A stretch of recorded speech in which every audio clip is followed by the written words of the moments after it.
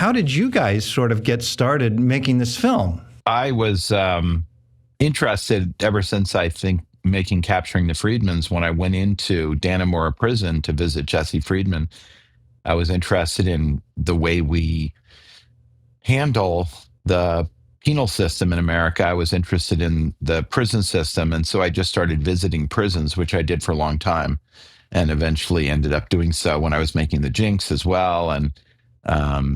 And I had Alabama on my mind because I knew that it was a very brutal system, but they were so secretive, there was no way to really get in.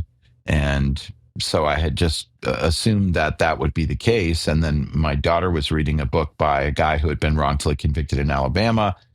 And she was 14 at the time. And she said, I know you're interested in this stuff. Like, let's take a road trip down there and see what we can see. So we went to Alabama and ended up meeting a man who was the first Black prison chaplain, who's the chaplain that you see at the very beginning of the film. And he goes into the prisons and he does these revival meetings, and then miraculously got us permission to film just a tiny bit of a revival meeting.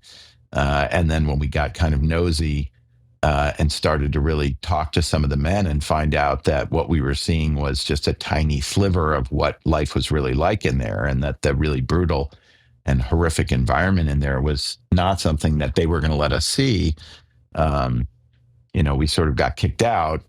And then after that, we learned that there really was this network of people inside who were activists who had been working to get the word out on the terrible system, and that they had access to contraband cell phones.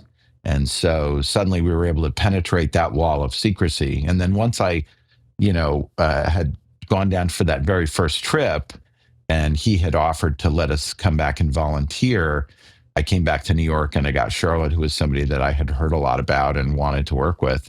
And we went down together, and we got to walk around the death row at Holman Prison and meet a lot of people. And we realized quickly that there was a film there.